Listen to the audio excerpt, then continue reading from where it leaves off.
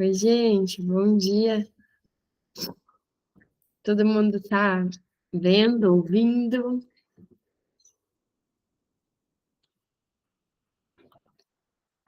Vão me dizendo aí, nem que seja no chat.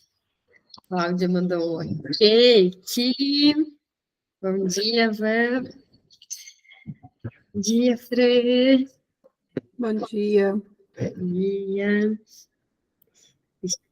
Aqui a gente está na página do livro 183. Veja se todo mundo se achou. Hoje a gente vai começar a discussão. Então, o tópico está salvo assim. Veja aí se vocês encontraram. Se está tudo bem, se podemos começar. Sim? Beleza. Se alguém souber a página do PDF, puder colocar aqui, que aí facilita se alguém, de repente, se perder, tudo porque eu só tenho a página do livro. Então, bora lá?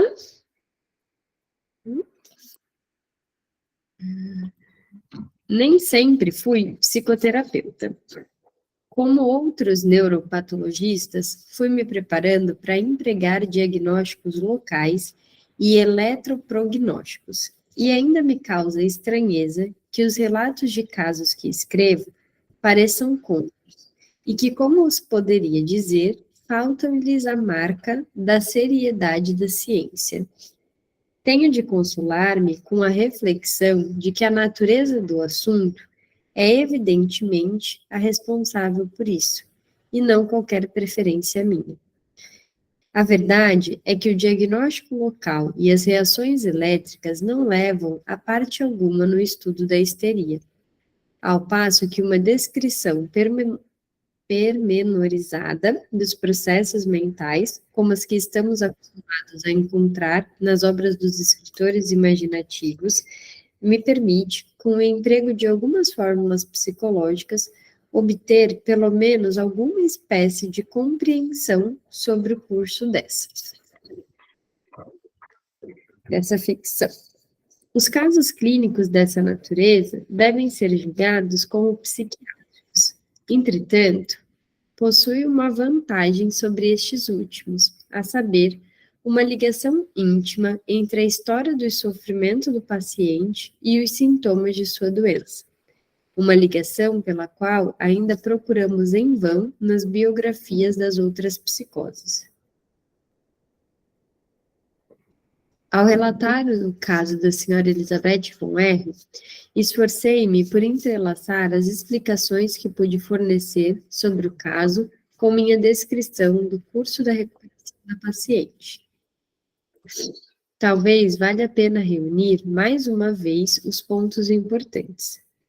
Descrevi o caráter da paciente, as características que são encontradas com tanta frequência nas pessoas histéricas e que não há nenhuma desculpa para se considerar como consequência da degenerescência, seus talentos variados, sua ambição, sua sensibilidade moral, sua excessiva exigência de amor, a princípio atendida pela família, e a independência de sua natureza, que ia além do ideal feminino, e encontrava expressão numa dose considerável de obstinação, combatividade e reserva.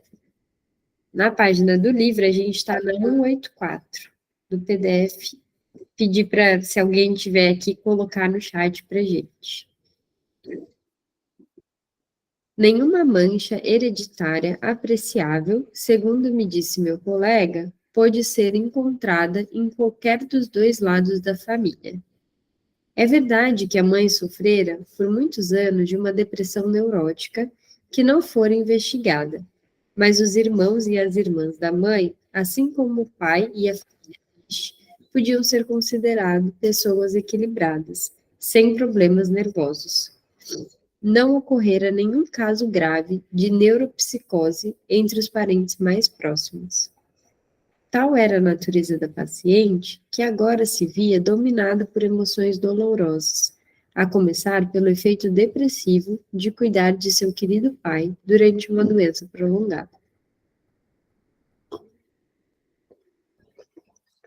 Há bons motivos para que o fato de cuidar de pessoas doentes desempenhe um papel tão significativo na pré-história dos casos de histeria.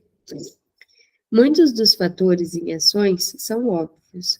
A perturbação da saúde física, que decorre do sono interrompido, o desleixo para consigo mesmo e o efeito da preocupação constante sobre as próprias funções vegetativas.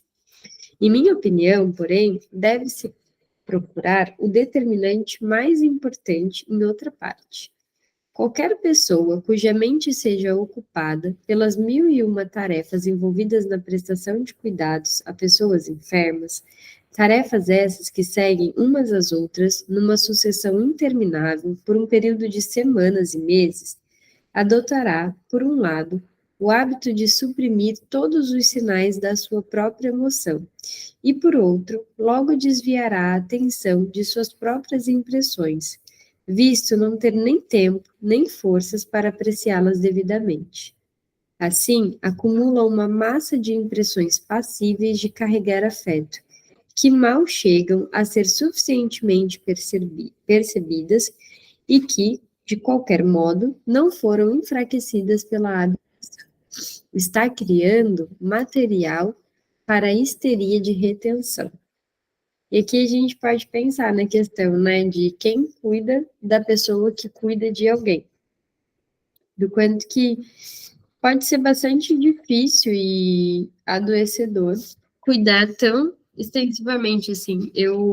Acho que eu já contei em alguns momentos que eu trabalhava no serviço de saúde do SUS, que se chamava Melhor em Casa. Era um programa que tinha uma equipe multidisciplinar que ia até a casa das pessoas que não podiam sair, né, que tinham, então, um doente que estava acamado, algo assim, e aí a equipe ia até lá para oferecer, então, os cuidados possíveis. E aí tinha fono, nutricionista, fisioterapeuta, psi, né, então tinha uma série de pessoas que iam lá.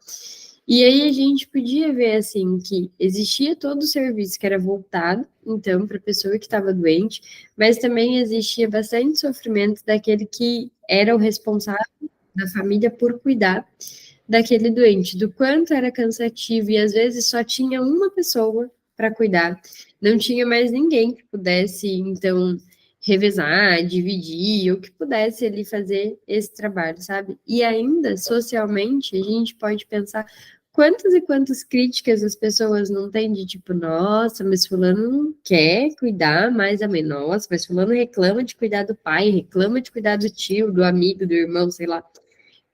Achando que, assim, a pessoa tem que ficar 24 horas, né, durante 7 dias por semana, totalmente disponível para o cuidado do outro, como se aquilo fosse uma tarefa, assim, por ser uma obrigação, na visão das pessoas, isso precisa ser uma tarefa agradável ou sustentável a longo prazo.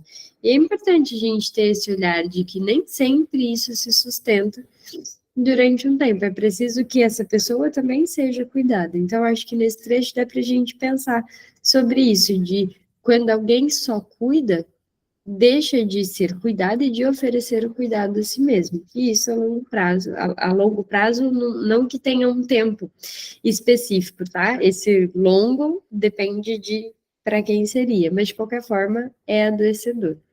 Faz sentido para vocês? Hoje vocês estão com a câmera desligada, não sei se vocês estão por aí, estão ouvindo, não estão. Então tá, Rafa. Eu fiquei pensando também dessa questão da mãe enquanto cuida de um bebê recém-nascido, né? E aí, no recém-nascido mesmo, assim, bem no início ali, né? Naqueles dias que são mais difíceis, que tá tudo começando, tá rolando uma adaptação, o quanto a entrega é intensa e o quanto às vezes isso é altamente, assim, cansativo e desesperador. E aí as pessoas falam, né? Eu já contei para vocês também, né, que eu engravidei por FIV. E então, assim, foi uma gravidez bastante planejada, né? Porque tem um tratamento e desejada, porque eu queria bastante também isso. E aí, às vezes, tinha a questão do extremo cansaço, eu amamentei exclusivamente, tá? Os dois, então, assim, amamentar duas crianças, uma já todo um BO, né? Duas, então, mamando ali exclusivamente e tal. E aí, eu, tipo, não é uma crítica, nenhuma defesa aqui, tá? Mas, assim, eu pesquisava sobre tudo e tal, e aí eu não quis dar chupeta, nunca quis dar mamadeira, nunca quis dar, queria ser, tipo, eu, né? Ali, inteiro, entregue, como um todo e tal. E aí, fiz esse papel. Mas, assim, as pessoas, quando falavam de cansaço, falavam, mas você não queria? Queria, queria e quero, né, todos os dias, mas ainda assim tem bastante cansaço. E é uma frase bem comum, assim, das mães, de forma geral, ouvirem. Eu tenho contato de várias formas, assim, com pessoas que ou que adotaram, ou que fazem, né, um processo para engravidar, de tratamento, e eu acho que toda mãe ouve isso, mas as mães que fizeram isso ouvem mais, assim, mas você não queria isso? Como se o fato de você querer um filho não te permite dizer que você tá cansado sobre algo. Tipo assim, tem que ficar cansado, tem que aguentar. Foi você que quis. Pode falar, Lari. Bru, eu vejo essa questão de não poder reclamar daquilo que se deseja ou se desejou em algum momento na vida em vários aspectos. Eu, por exemplo, eu desejava trabalhar num setor em tal lugar e aí eu consegui. E não foi aquilo que eu esperava, me cansou, me gerou uma frustração. E as pessoas falavam, ué, mas você queria tanto. E quando eu saí, eu pedi para sair, as pessoas ficaram indignadas. Então, eu acredito que quando a gente tem um desejo e a gente realiza, tá tudo bem ficar frustrado no meio do caminho ou ver que, bom, a minha idealização não é aquilo que realmente é perto da realidade. E falar sobre isso, as pessoas veem como uma forma de, nossa, mas você queria tanto, de não poder falar, de não poder sentir. E assim, é bastante. Deixa eu ver, não sei se é imaturo ou ingênuo acreditar que a realidade vai ser como a gente desejava, né? Porque quando você deseja um emprego, ou quando você deseja um filho, sei lá, vou pensar no meu imaginário, assim, do que era ter um filho. Ai, aí eu vou ter um filho, aquele bebezinho, e vou fazer assim, vou fazer assado, vou cuidar do bebezinho e tal. Mas dentro do desejo não cabia assim, vou passar 6 anos sem dormir, né? Não pensei. Eu sabia, porque as pessoas falam, né? Quando você diz que você quer ter filho, nunca mais você vai dormir. Sabia. Mas dentro daquilo que a gente deseja, tudo é muito bonito, tudo é muito bom, não tem os imprevistos, não tem as dores. A gente não fica imaginando assim, vou arranjar aquele trabalho naquele lugar que eu quero, e aí vai ser horrível, porque aí eu vou me cansar, porque aí vai ter uma chefe maluca, porque aí eu vou ter problemas com os meus colegas, porque, sabe, se ninguém fica imaginando esse tipo de coisa. A gente imagina a versão idealizada. E às vezes a gente encontra de fato isso, que é difícil. E aí pode ser difícil e ainda assim você gostar, ou pode ser difícil a ponto de você querer abrir mão daquilo, como então a Lari falou do emprego.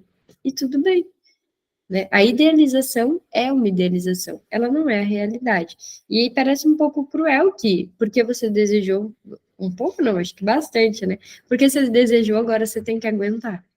Não é assim. É igual quando a gente é adolescente, ou quando a gente está muito apaixonado por alguém, mesmo que não seja adolescente. Você pensa, nossa, aí eu vou ficar com aquela pessoa e tal. Aí você fica com aquela pessoa, o beijo é ruim. Você precisa beijar de novo? Ué, às vezes você não vai querer mais. Tipo, achou que era maravilhoso, não é? Ponto. Pode falar, Cláudia. Eu acho que, em relação ao que você falou, de pessoas que cuidam, né, Bruna, eu tive uma experiência na minha própria casa, na minha família, né, com o falecimento do meu pai.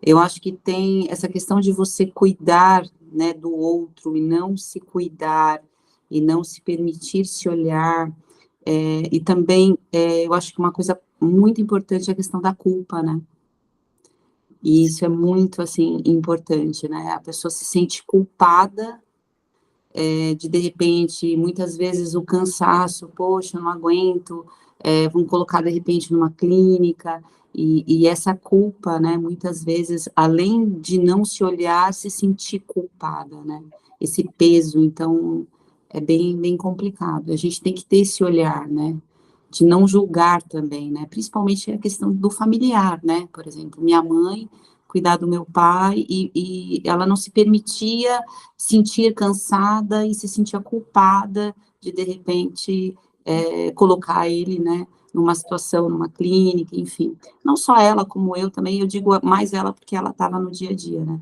Então ela sofreu, pra você ver, uns 3 anos e meio antes do meu pai falecer. Então foi bem complicado. Puxado, e quando a pessoa às vezes fala, né, vou colocar numa clínica, já fico, numa clínica, assim, né, tem todo esse julgamento e tal, é muito pesado, assim, para a pessoa cuidar, e também é muito pesado deixar de cuidar, por conta de todo o julgamento, o próprio julgamento e o julgamento do outro, né, é sempre muito difícil, e as pessoas não pensam, assim, cara, quanto que está sendo difícil para essa pessoa se dedicar exclusivamente ao cuidado do outro? É muito cansativo. Deixa eu ver o que vocês estão colocando aqui. A Rafa colocou, vejo até como uma violência ver alguém que precisa de ajuda e as pessoas colocam de uma forma insensível.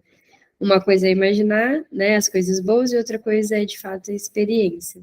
Exatamente isso. É bastante insensível, assim, trazer um olhar para a pessoa de se você não quer cuidar, você é ruim. Existem várias nuances dentro disso, existem muitos aspectos, assim, sobre aquelas coisas, né? Cara, eu brinco com o Caio que eu nunca vou esquecer um dia que eu passei a madrugada bem no comecinho, assim, a madrugada inteira amamentando, tipo, as crianças só queriam mamar, tipo, muito, era uma coisa assim, né? E aí, quando ele acordou de manhã para ir trabalhar, ele falou assim, como é que você tá, né, e tal, eu fiquei acabada, como que eu tô?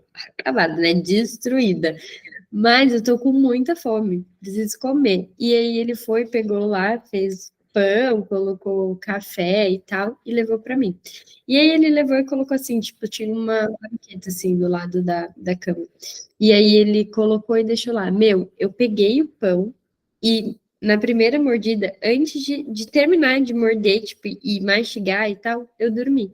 E aí, depois de um tempo, ele voltou no quarto e aí eu estava dormindo, tipo, segurando o pão e dormindo. Tipo, sabe o ápice da exaustão? Eu nem comi, tipo. Aí ele ainda, né? Ele fala, eu devia ter tirado uma foto antes de te acordar, mas fiquei com medo de se engasgar, não sabia quanto tempo estava dormindo, né? Quanto tempo estava, tipo, ali e tal. E aí tirei. E eu pensando assim, óbvio que é só um recorte de uma situação, né? Até que depois foi engraçado e tal o que aconteceu, mas assim, o tanto que é exaustivo de você não ter noção, assim, de você não conseguir mais nem controlar o que é físico, de eu tô com fome, preciso muito comer, e eu tô com sono, preciso dormir. E aí as pessoas, às vezes, elas não levam a sério o quanto a privação de sono pode ser algo que realmente te coloca em risco.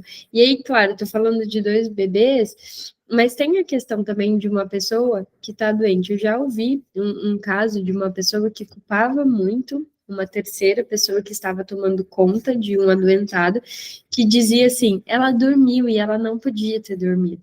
Porque ela dormiu, a pessoa doente morreu. E aí não era por aquilo, né? Mas sabe o quanto vem essa coisa de culpa mesmo, tá? Que a Cláudia falou, porque aí a pessoa que dormiu se sente muito culpada, a outra pessoa que está ali em sofrimento culpa aquela outra, né? Você dormiu e foi por isso que o fulano morreu, porque teve uma intercorrência no momento do sono. Mas quem consegue, né? Até isso, tipo, você tem que controlar o sono, você não pode dormir. Nem sempre é possível, né, que quem cuida de alguém que está doente controle a si mesmo a esse ponto de poder controlar tudo do corpo de não posso dormir e agora eu não vou dormir. Então, falando do sono, para que a gente possa entender assim, o quanto às vezes é pesado, você não pode dormir, você não pode comer, você não pode reclamar. Então você tem que deixar de ser gente, né? E aí parece que o pedido é esse, assim, você não pode mais ser sujeito, porque o outro precisa de você. E quanto que a gente faz isso em situações que às vezes a gente não percebe? Eu acho que o ápice, assim, é a gente falar de mães que passam muito por isso, de se você pede ajuda, você não é uma boa mãe, se você tem rede de apoio, você não é uma boa mãe, se você quer descansar, você não é boa mãe, se reclama, não é boa mãe, e dessa questão de pessoas, então, que existem muitas pessoas, principalmente idosos, que têm que cuidar de outros, né? Então, se você colocar numa clínica, você é uma pessoa horrorosa, não pode. Se você dormiu, você é horrorosa. Se você pediu para alguém ficar um final de semana para você ir viajar, meu Deus do céu, horrorosa. Tem todo esse peso, é importante a gente pensar sobre isso, até quando a gente atende essas pessoas, né? De poder ter um olhar mesmo para isso, tipo, é normal ficar cansado. Acho que todo mundo aqui tem isso, né? A gente espera que seja assim, mas o quanto que é importante também falar sobre isso. Pessoas cansam. Vamos lá. Quando o doente se recupera, é claro, todas essas impressões perdem seu significado. Mas quando ele morre e se instala então um período de luto, no qual as únicas coisas que parecem ter valor são as que se relacionam com a pessoa que morreu, aquelas impressões que ainda não foram trabalhadas eram igualmente em cena. E após um breve intervalo de exaustão, irrompe a histeria, cujas sementes foram lançadas durante o tempo de prestação de cuidados ao doente. Também deparamos ocasionalmente com esse mesmo fato de os traumas acumulados durante a prestação de cuidados a um enfermo serem enfrentados mais tarde, sem que haja nenhuma impressão geral de doença, mas retendo-se, ainda assim, o mecanismo da histeria. É o caso, por exemplo, de uma senhora que conheço, extremamente bem dotada, que sofre de leve nervosismo e cujo caráter, como um todo, apresenta traços de histeria, embora ela nunca tenha tido que procurar assistência médica ou ficado impossibilitada de cumprir seus deveres. Ela já cuidou até o fim de 3 ou 4 pessoas a quem amava. A cada vez chegava a um estado de completo esgotamento, mas não adoecia depois desses trágicos esforços. Pouco depois da morte de cada paciente seu, contudo, iniciava-se nela um trabalho de reprodução que mais uma vez lhe colocava diante dos olhos as cenas da doença e da morte. Todos os dias ela repassava cada uma daquelas impressões. Chorava e se consolava, a seu bel prazer, pode-se ia dizer. Esse processo de lidar com as suas impressões encaixava-se em suas tarefas cotidianas, sem que as duas atividades interferissem uma na outra. A situação inteira lhe passava pela mente em sequência cronológica. Não sei dizer se o trabalho de rememoração correspondia dia a dia ao passado. Desconfio que isso dependia do número de horas de lazer proporcionadas por seus afazeres domésticos correntes. Nota de rodapé. Nesse relato de trabalho de rememoração, Freud parece estar prenunciando o trabalho de luto, por ele descrito muito tempo depois em Luto e Melancolia. Um texto que é maravilhoso, que vale muito a pena ler, que a gente estudou lá no Conectado, que é muito legal, leiam, né? Eu acho que é bem clássico, assim, que a maioria já deve ter lido, mas se não, visitem lá o texto, que é muito bom. Além dessas explosões de choro com que ela compensava o atraso e que ocorriam logo após o término fatal da doença, essa senhora celebrava festivais anuais de lembranças no período de suas várias catástrofes. E nessas ocasiões, sua nítida reprodução visual e suas expressões de sentimentos se atinham rigorosamente às datas exatas. Por exemplo, uma vez encontrei-a chorando, perguntei-lhe amavelmente o que acontecera naquele dia. Ela repeliu minha pergunta um pouco irritada. Não foi nada, disse. Foi só que o especialista esteve aqui hoje, novamente, e nos deu a entender que não havia mais nenhuma esperança. Não tive tempo de chorar por causa disso na hora. Referia-se à última doença do marido, que falecera 3 anos antes. Muito me interessaria saber se as cenas que ela relembrava desses festivais anuais de recordações eram sempre as mesmas, ou se cada vez se apresentavam detalhes diferentes para fingir abreação, tal como suspeito em vista da minha teoria. Vou ler a nota de rodapé. Certa vez constatei, para minha surpresa, que uma abreação de contas atrasadas desse tipo, embora todas as impressões em questão não proviessem de cuidar de doentes, pode formar a essência de uma neurose, que, de outra forma, seria enigmática. Isso ocorreu no caso da senhora Matilde H., uma bela jovem de 19 anos, quando a primeira vez sofria de uma paralisia parcial das pernas. Alguns meses depois, contudo, procurou-me para o tratamento por causa de uma alteração em seu caráter. Ficara deprimida a ponto de chegar a um tédium vitae, mostrando-se irritadiça, inacessível e sem a menor consideração com a mãe. O quadro da paciente, como um todo, impediu-me de presumir que se tratasse de uma melancolia comum. Eu conseguia, com grande facilidade, levá-la a um estado de sonambulismo profundo, e me vali dessa peculiaridade para dar-lhe ordens e sugestões em cada visita. A paciente as ouvia num sono profundo e chorando muito, mas, afora isso, elas modificavam muito pouco seu estado. Um dia, Matilde se pôs a falar muito enquanto hipnotizada, e me disse que a causa de sua depressão fora o rompimento de seu noivado, que ocorrera vários meses antes. Um conhecimento maior do noivo revelara cada vez mais coisas que não agradavam nem a ela, nem à mãe. Por outro lado, as vantagens materiais daquela ligação se haviam tornado óbvias demais para que fosse fácil tomar a decisão de desfazê-la. Assim, por muito tempo, ambas haviam vacilado e ela chegara a um estado de indecisão, no qual encarava tudo o que lhe acontecia com apatia. No fim, a mãe proferiu a recusa definitiva em nome da paciente. Pouco depois, ela acordou como quem despertasse de um sonho e começou a pensar ativamente na decisão que já havia sido tomada, e a pesar-lhe os prós e os contras. Esse processo, disse-me, ainda continuava. Ela estava vivendo no período de dúvida, e a cada dia que passava era dominada pelo estado de ânimo e pelos pensamentos apropriados ao dia do passado com o que estava ocupada. Sua irritabilidade para com a mãe também se baseava apenas nas circunstâncias que haviam prevalecido naquela época.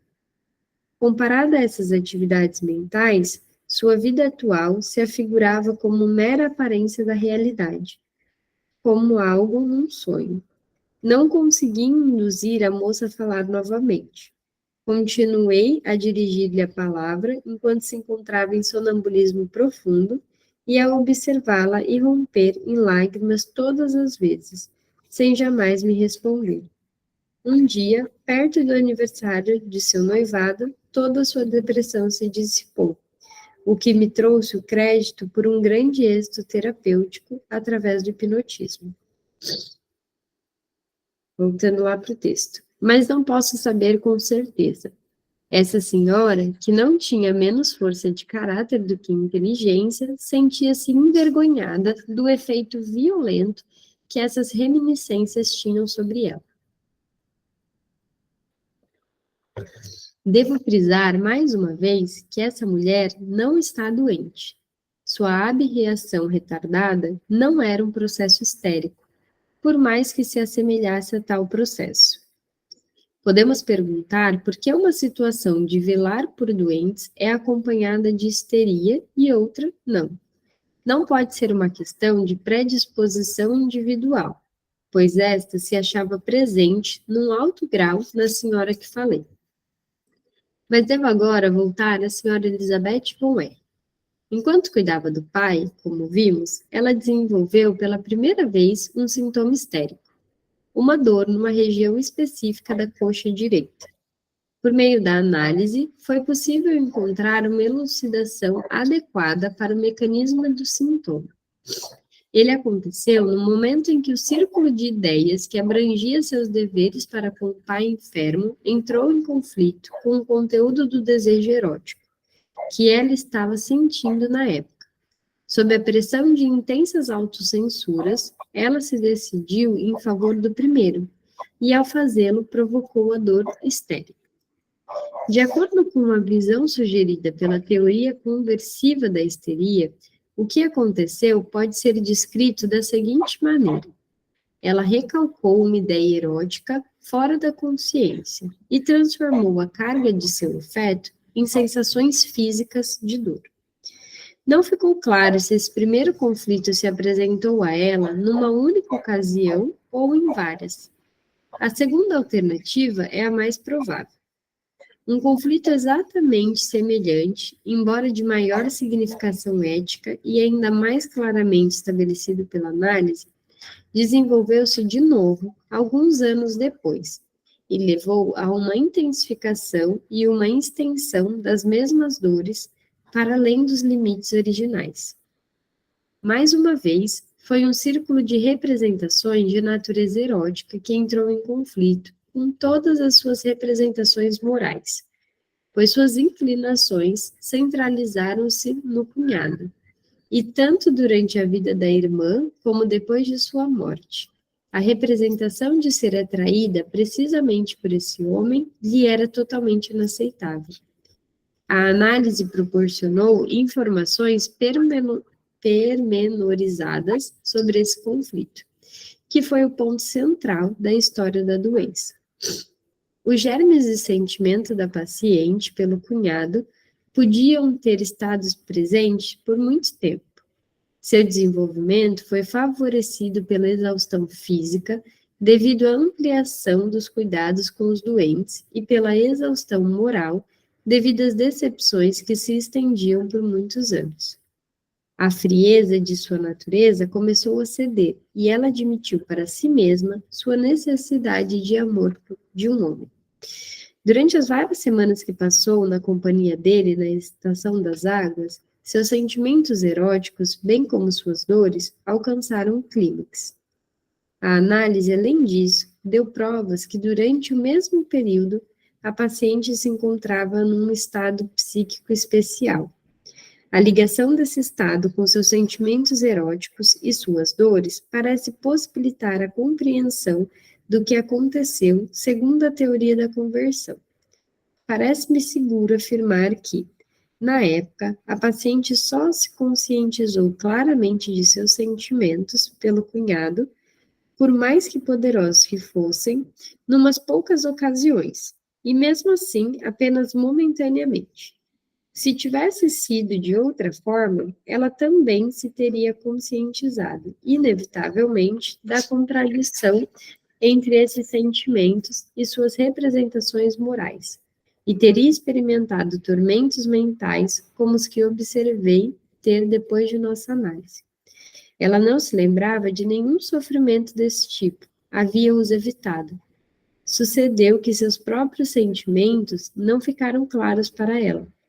Naquela época, assim como durante a análise, seu humor pelo cunhado estava presente em sua consciência como um corpo estranho, sem entrar em relação com o restante de sua vida representativa.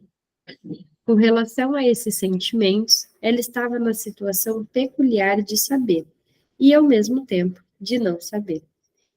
E é esse saber sem saber que a gente consegue, então, que o paciente, né, que a gente consegue ou que a gente tem o interesse que o paciente chegue na análise, que ele tome consciência daquilo que ele já sabe, mas que já sabe somente ali na parte do inconsciente.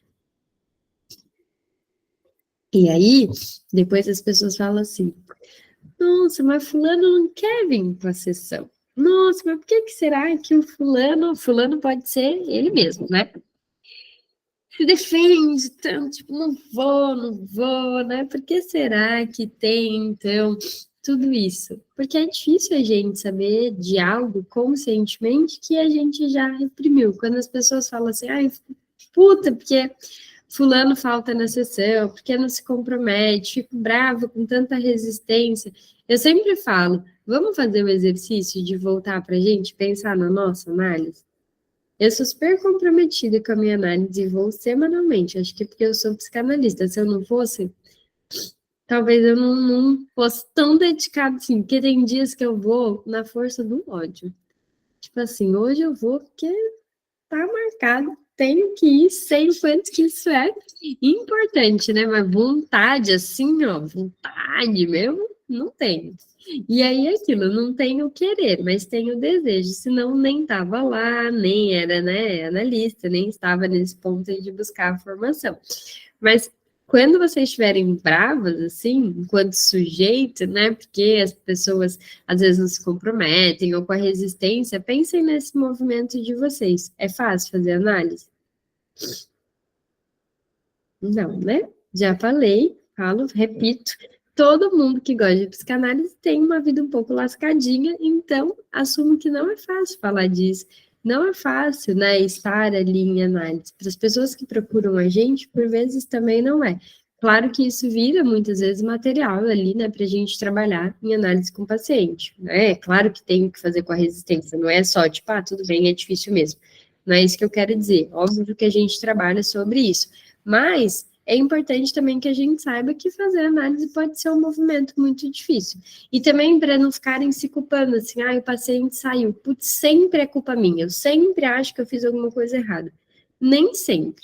Às vezes a pessoa não conseguiu, naquele momento, suportar. Às vezes, naquele momento, ela optou por não continuar.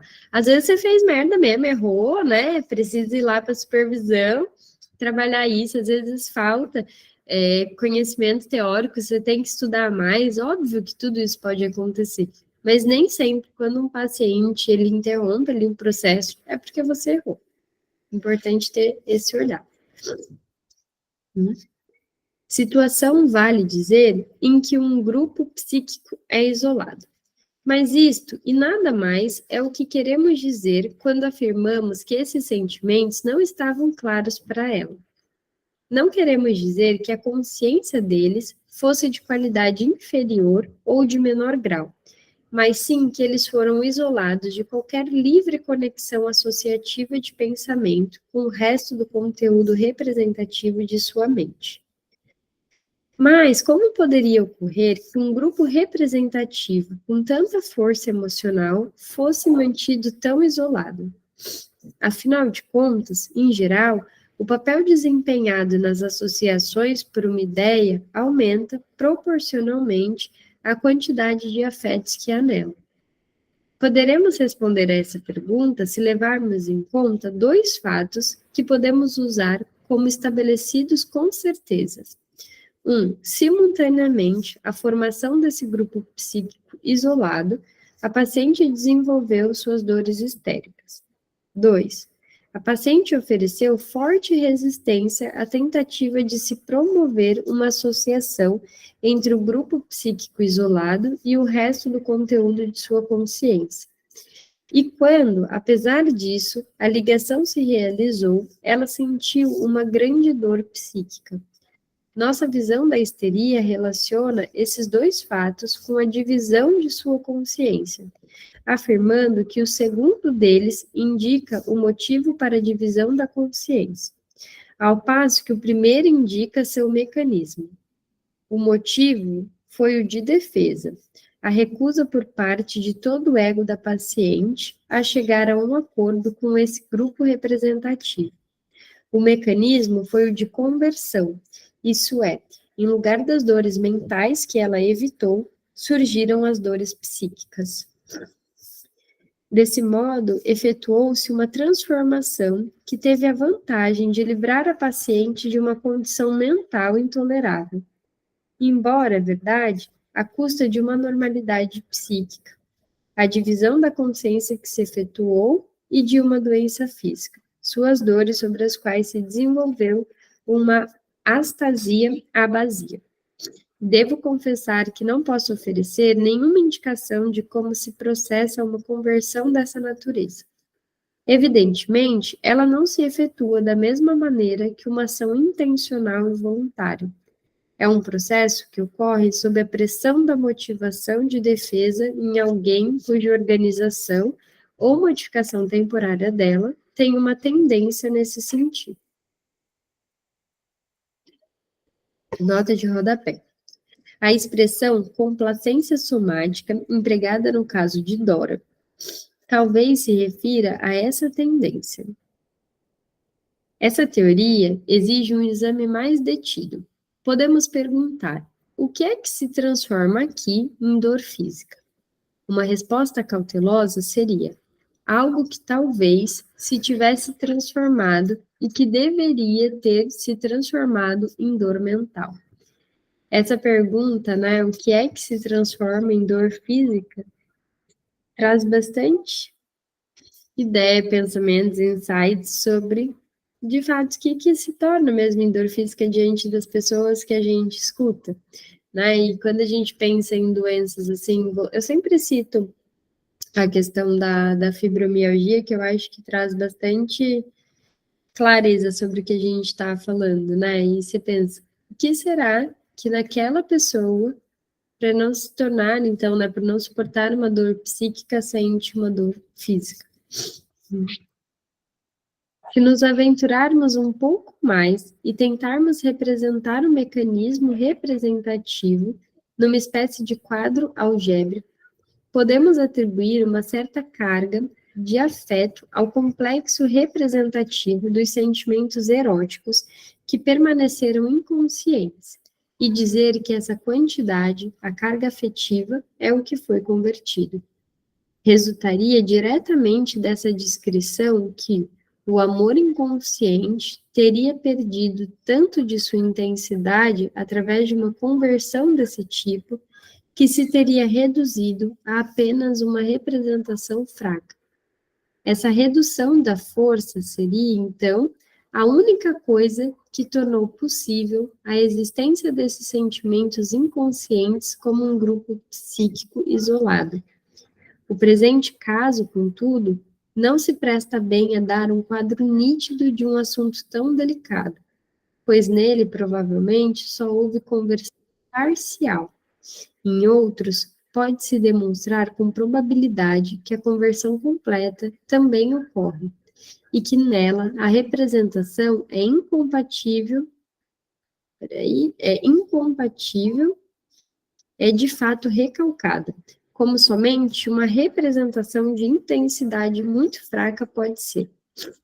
Os pacientes em questão declaram, depois que a ligação associativa com a representação incompatível se estabelece, que seus pensamentos não se voltavam para ela desde o aparecimento dos sintomas histéricos.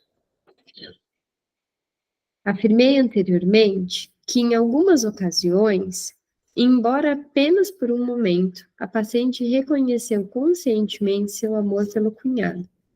Como exemplo disso, podemos recordar o momento em que ela se encontrava de pé junto à cama da irmã, e um pensamento lhe cruzou a mente. Agora ele está livre e você pode ser a sua esposa. Cabe-me agora considerar o significado desses momentos em sua relação com a nossa visão de toda neurose. Parece-me que o próprio conceito de histeria de defesa implica que pelo menos um desses momentos deve ter ocorrido. A consciência simplesmente não sabe, por antecipação, quando uma representação incompatível vai aflorar.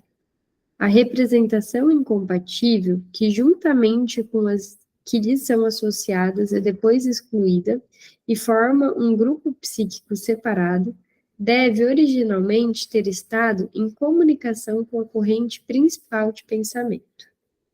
De outra forma, o conflito que levou à sua exclusão não poderia ter ocorrido. Nota de rodapé. O processo é diferente na histeria hipnoide, onde o conteúdo do grupo psíquico separado jamais teria estado presente na consciência. São esses momentos, portanto, que devem ser classificados de traumáticos. É nesses momentos que ocorre a conversão, cujos resultados são a divisão da consciência e o sintoma histérico. No caso da senhorita Elizabeth von R., tudo indica que ocorreram vários desses momentos. As cenas do passeio, o devaneio matinal, o banho e a presença cabeceira da irmã. É até possível que novos momentos da mesma espécie tenham acontecido durante o tratamento, o que possibilita a existência de vários desses momentos traumáticos é que as experiências semelhantes a que originalmente introduziu a representação incompatível acrescentam uma nova excitação ao grupo psíquico separado, e desse modo suspendem temporariamente o êxito da conversão. O ego é obrigado a prestar atenção a essa irrupção súbita da representação e a restaurar o antigo estado das coisas através de uma nova conversão. A senhorita Elizabeth, que passava muito tempo na companhia do cunhado, deve ter ficado particularmente sujeita à ocorrência de novos traumas. Do ponto de vista da minha exposição atual, eu teria preferido um caso em que a histeria traumática se situasse inteiramente no passado. Cabe-me agora tocar num ponto que, conforme descrevi, levanta um obstáculo à compreensão desse caso. Baseando-se na análise, presumi que uma primeira conversão havia ocorrido quando a paciente estava cuidando do pai, na época em seus deveres de enfermeira entraram em conflito com seus desejos eróticos. E o que aconteceu então foi o protótipo dos eventos posteriores na estação das águas nos Alpes que levaram à irrupção da doença. Mas parecia, pelo relato da paciente, que enquanto cuidava do pai e durante o tempo que se seguiu, o que descrevi como o primeiro período, ela não teve nenhuma dor e nenhuma fraqueza locomotora. É verdade que certa vez, durante a doença do pai, ela esteve acamada por alguns dias com dores nas pernas, mas permaneceu uma dúvida quanto a determinar se esse ataque deveria ser atribuído à histeria. Não se pôde achar, na análise, nenhuma ligação causal entre as primeiras dores e qualquer impressão psíquica. É possível, e na realidade provável, que o que ela sentiu na época fossem dores musculares reumáticas comuns. Além disso, mesmo que estivéssemos inclinados a supor que esse primeiro acesso de dores foi o efeito de uma conversão histérica devido ao repúdio de seus pensamentos eróticos na época, permanece o fato de que as dores desapareceram depois de apenas alguns dias, de modo que a paciente se comportara na vida real de maneira diferente do que pareceu indicado na análise. Durante a reprodução do que denominei de primeiro período, todas as histórias da paciente sobre a doença e morte do pai, sobre suas impressões acerca do relacionamento com o primeiro cunhado e assim por diante, foram acompanhadas de dores. Ao passo que, na época em que efetivamente vivenciou essas impressões, ela não sentira dor alguma. Não seria essa uma contradição destinada a reduzir bastante nossa crença no valor explicativo de uma análise como essa? Aqui, eu acho que eu vou finalizar para fazer sentido com a próxima discussão que ele vai entrar e aí a gente retoma na próxima semana. Beleza? Estou olhando aqui, vendo se dá para a gente terminar na próxima. Não sei se vai rolar. Mas seguimos, né? A gente tenta. Tá bom? Aqui ficou na página 191. Todo mundo anotou aí? Em que parágrafo ficou, Bruna? Chay, a gente vai parar na que ele diz assim: creio que posso solucionar essa contradição, presumindo que as dores, produtos da conversão, e aí continua o parágrafo. Tá. Beleza? Sim. Então tá, eu anotei aqui, aí na página tá 191. Qualquer coisa vocês mandam lá no grupo e a gente vai falando.